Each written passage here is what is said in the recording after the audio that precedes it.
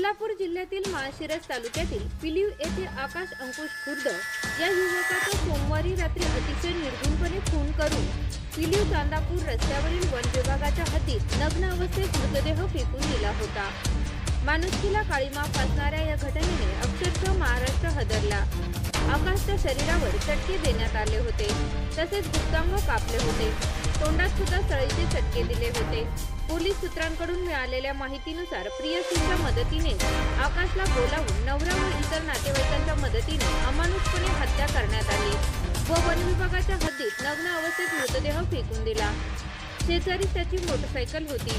मंगळवारी सकाळी मेटकरी मळा येथील लोकांनी हा मृतदेह पाहून पोलीस स्टेशनला खबर दिली।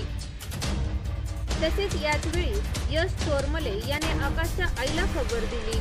पोलिसांनी पंचनामा करून व माळशिरस येथे शवविच्छेदन करून रात्री उशिरा मृतदेह नातेवाईकांच्या ताब्यात दिला।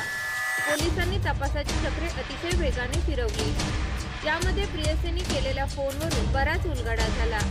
यामध्ये एका अल्पवयीन मुलगा व प्रियसी यांना पोलिसांनी ताब्यात घेतले।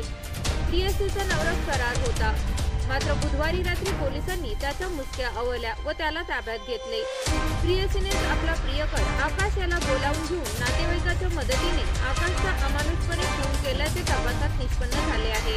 यामधील प्रियसीचे लग्न झालेले आहे, तिचा पती परदेशात नोकरीला आहे, तसेच आकाशचेही लग्न झाले असून त्याला 2 महिन्यांचा मुलगा आहे। रात्री उशिरा आलेल्या फोनमुळे खुनाचा उलगडा झाला।